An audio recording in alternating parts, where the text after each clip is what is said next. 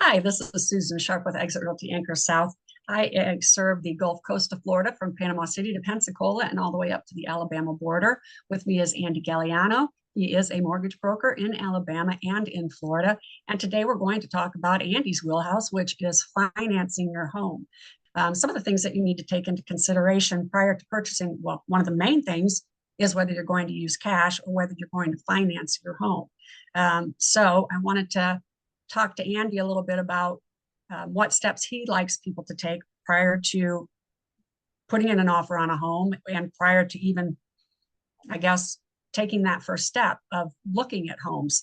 And that is, how are you planning to purchase the home? And if you're financing the home, what things are important to consider? So, Andy, what is it you would like people to know about that? Well, I appreciate you having me on today. And when you suggested this topic to me, I didn't know that you were going to mention the C word and talk about cash, right? I mean, Sorry. right in front of me. It just hurts I'm me, sorry. hurts me to the core. But Oh, well, y- God bless the people that can do it, but the majority of people can't. well, and you know, to each his own. If for those who are against debt, I can't say Mhm. that there's something wrong with that, and in my Right. mind, of course, because I'm in the mortgage business, I look at a very key financing or a very key investment principle, which is Mhm. leverage or leveraging. True. Hmm. And, instead of owning one house free and clear, I think, well, what if you owned 8 houses or 10 houses that had mortgages on them? How Right. quickly would you build wealth that way? But Right. again, what's good for me or what I prefer is not what everyone prefers. And that's why Yeah. I try to keep an open mind when talking to our clients. And so, Yeah. on that topic of financing, I say the sooner that I can speak with someone who is interested in purchasing a home, whether they think they're ready today or they think they're going to be ready in 6 months or 12 months, the sooner the better. Right. Because there are so many variables and so many factors that go into determining someone's qualifications for a mortgage. And Hmm. I have said this in the past. I'll say it again today. I firmly believe this is true. There is virtually no one who is alive and breathing today who cannot get financed for a mortgage to purchase a home at some point in the future. True. That could be tomorrow, that Hmm. could be 12 months, 24 months, or 7 years down the line. But Right. almost anyone is qualified to get financing. And Hmm. so there's just certain things that you have to have done in order to get financed. And so the sooner we can have that conversation, the better. That way we can get you pointed in the right direction, and most people know what kind of issues they may have when it comes to Right. financing. Most people know, hey, I've had some credit issues in the past. Maybe it was a Hmm. bankruptcy, maybe it was a foreclosure, maybe Right. it's just late payments on student loans. Hmm. But most people know that they've had some credit issues if they've had them. And Hmm. so bring those up. You and I Right. talked in an earlier video about being honest and upfront with your real estate agent and your loan officer. And one of the big Mhm. reasons for doing that is we're going to find out everything about you that you don't want anyone Right. else in the world to know. Exactly. So you may as well be upfront with us now, and let's work towards that goal of getting you in a home, even though it may not be today or Right. tomorrow. Right. It's important It's to have that, just that basic financial assessment of where you are and what your timeline is or could be. You may be surprised. You may be able to get into a home sooner than you thought. So speaking to a specialist in the mortgage industry uh, who knows their business well, like Andy, is very important because you just never know until you had that conversation. it absolutely is. And I tell you, there's still just such a tremendous amount of ignorance of when it comes to Mhm. credit. And Right.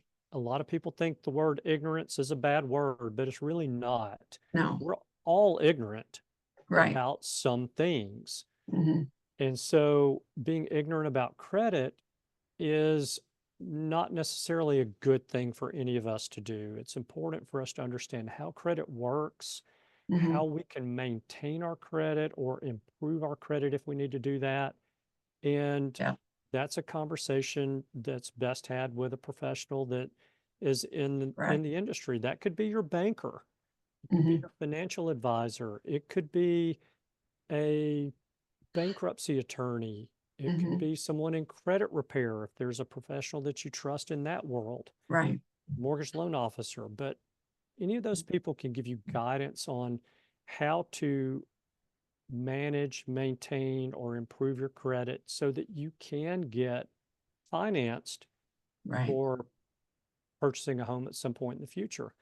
And Right. so it's never too early to have those conversations. I tell most people who have some sort of a credit history that assuming money is not an object and or not Mhm. an issue, and we know it is for a Mhm. lot of us, but assuming money is not an issue, generally anyone can get financed for a mortgage in 6 to 12 Mhm. months of Right. working on their credit, but some people need more time than that because maybe they have had a bankruptcy or a foreclosure and there are certain Right. time windows there. Mhm. Some people may need to pay off some debt. And Mhm. that's why I said, assuming money is not an issue, some Mhm. people may need to pay off some debt to qualify. But do have that conversation as early in the process as possible. Get a very solid game plan and Mhm. follow that game plan and know that if there are credit issues that need to be repaired, that it's not going to be a walk in the park to get Right. that done. It's going to take some work and it's going to take some persistence to get those things cleaned up on your credit if you need to. Mhm. But have a game plan in place, follow that game plan, execute it, Right. and you'll be there before you know what happened. I mean, Well, and don't let it discourage you because, you have had some credit issues. Talk to someone who can walk you through the steps. Just don't sit back and think, well, my credit's bad. I'm never going to be able to buy a house because, like Andy just said, they're typically these things can be cleared up within a reasonable amount of time. Of course, depending on the situation, but don't make assumptions based on your mortgage options um, without talking to a professional first. so And that true. kind of leads me into, your credit, your financial situation. That's going to help define what your options are for a mortgage because there's conventional loans, there's conforming loans, there's non-conforming, there's FA. I mean, there's so many options for someone out there who is shopping for a mortgage that um, whatever your variables are, Andy should be able to share with you what your options are given the situation that you're in. And maybe you're not going to be able to do a 20% down conventional loan, but maybe you can do a 3.5% down FHA loan, right, Andy? Very true. One of the things that just drives me batty about 24-hour news is that there are people who have to report that news Right. at 2 a.m. or 1 a.m. when the Yeah. rest of the world is asleep. And they may come off as experts when they're really not. And Right. I still see so many incorrect or misleading Mm-hmm. articles and headlines about real estate and mortgages. Mm-hmm. And it Yeah. drives me crazy when I see an article that says that home buyers have to have 20% down to buy a home Right. because they don't. We Mm-hmm. can do loans for people with zero money down and for down payment, which would mean they would just need closing costs in Mm-hmm. order to be able to purchase a home. And here's the awesome part about this: those closing costs can be paid through or paid by a gift from a family member. Mm-hmm. They could be paid by the seller. Mm-hmm. The buyer can get a credit from the mortgage loan officer to cover Mhm. some of those closing costs. Right. So literally a person can buy a home with not a penny out of their pocket to Mhm. live in. And there's just a lot of misinformation out there and things Right. that paralyze people from buying, by thinking, well, I have to have 20% saved and I'll never be able to save up Mhm. 20% because Right. home prices are continuing to go up. Well, don't don't just go ahead and get that out of your mind. Make Right. that phone call, have that conversation with a loan officer, and discover what your options are. And so, yeah, that's a big deal, because we do see that Yeah. so often. Well, and Yeah. Andy, tell me a little bit about down payment assistance programs. Well, that's a great question. So that's another option for people is to be able to get some down payment assistance. And so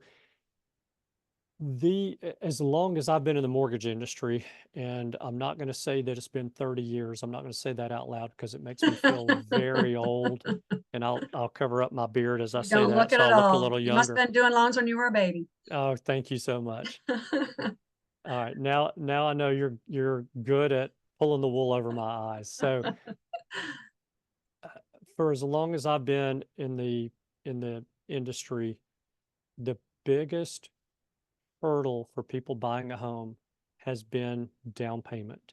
Mhm. It's the same thing today. It's not affording a monthly payment.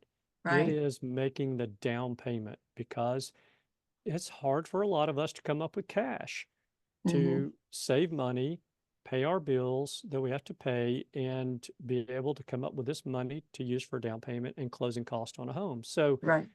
because it's a number one issue, and because there are a lot of organizations out there. There's a lot of nonprofit organizations. There's a lot of community organizations out there that have money available to assist people in owning homes.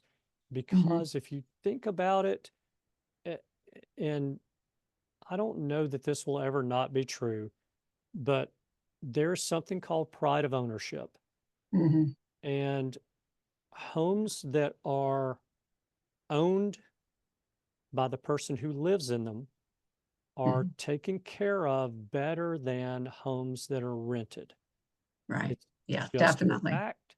And so there are a lot of communities out there that say, we've got X number of houses in our community, and we want those houses to be owned by the person who lives in them Mhm. because they're going to be maintained better.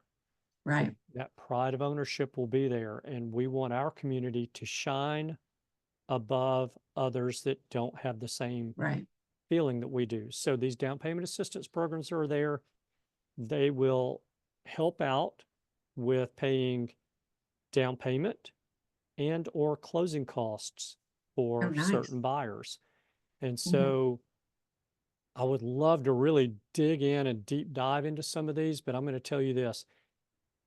Gagliano Mortgage, my company, we have 7 different down payment assistance programs.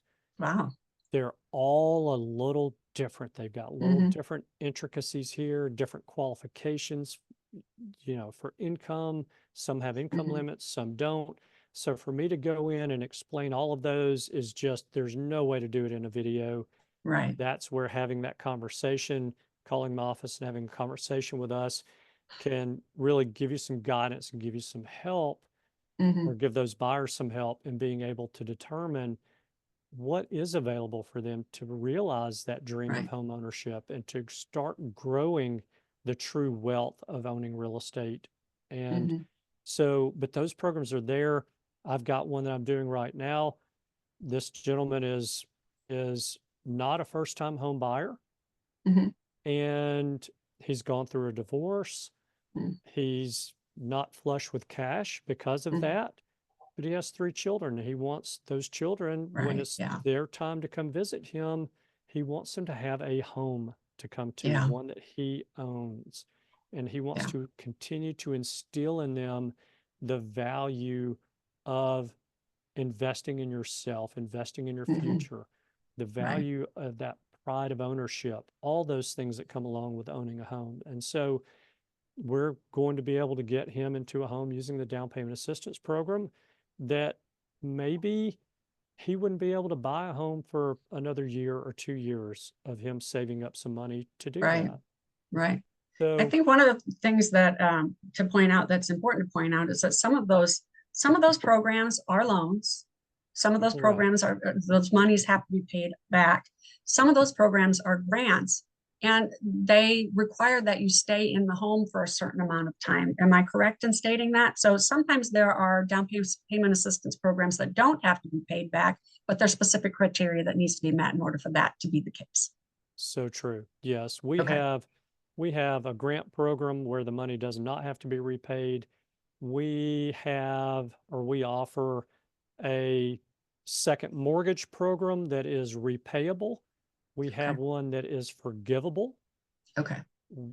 So there's all these options out there, and really, like I said earlier, there's a lot of minor differences in the programs, and that's where we Mm-hmm. really analyze what the borrower's qualifications are, what their goals are. Do they think they'll be in this house for 2 years, or do they think they'll be in this house for 10 years? Right. Yep. Are they okay making an additional payment, being that second mortgage that's repayable? Mm-hmm. Are they okay making that payment, Right. knowing that they're going to get a little bit better interest rate than they would on the forgivable Exactly. option? So just Right. knowing how all those work and being able to explain those is very important. Well, and talking to someone like Andy, who is well versed in the down payment assistance programs, is very important.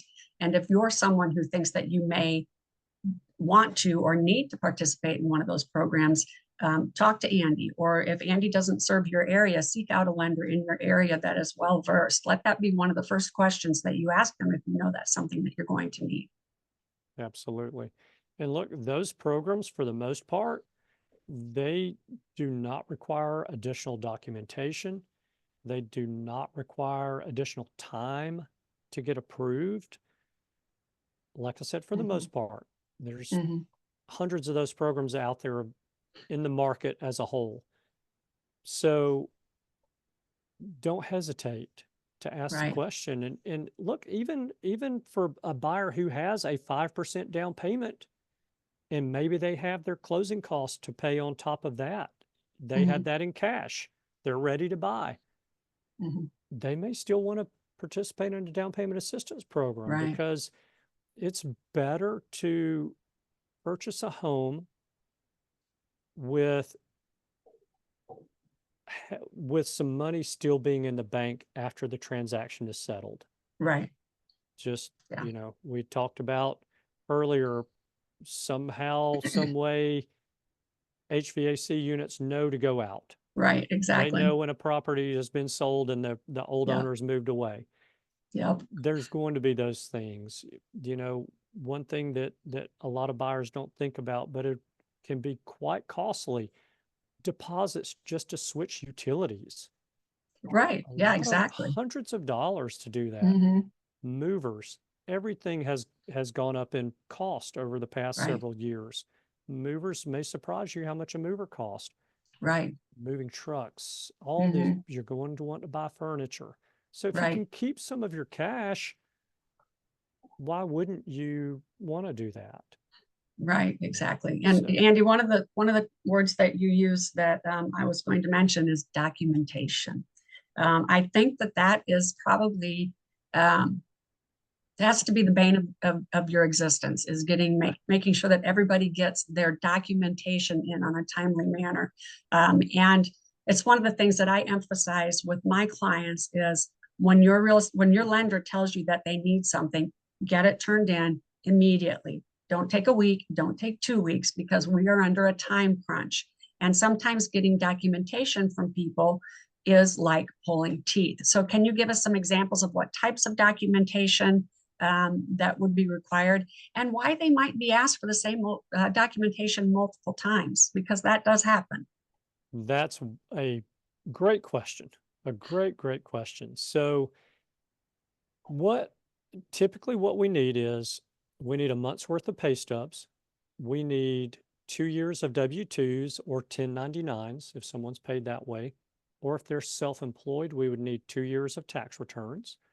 Mhm. We need a sales contract, which of course Susan's happy to send our Right. way once that's finalized. We Mhm. need some sort of a form of ID, a government ID, at least one. We're going to tell you when we get ready to go to closing to bring that government ID plus a second form of ID, but Mhm. that's way Yes. into the process. And be prepared to pay for an appraisal up front. Mhm. The appraisal cost can be anywhere from $500 to $1,000, depending on Mhm. where in the country someone's purchasing. Be prepared to pay for a credit report. Credit report Mm. costs have Right. gone up dramatically over the past 3 years, but yet in the grand scheme of things, credit reports are relatively inexpensive. You might be looking Mhm. at $50 to $100 for a credit report, but be prepared to pay that. Mhm.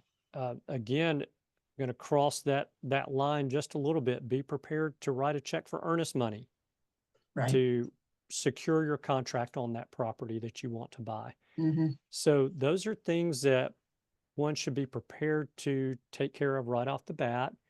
Be prepared to complete an application, whether that's with the assistance of a mortgage loan officer like myself, or just doing that on your own. Mhm. And the reason that we sometimes have to get documentation multiple times from a buyer is, well, there's a couple of major reasons. Number one is life goes on as this transaction is moving forward. Mhm.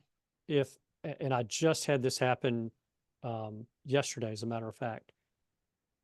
I had pay stubs from a borrower who sent me those pay stubs when we got him pre-approved about 6 weeks ago.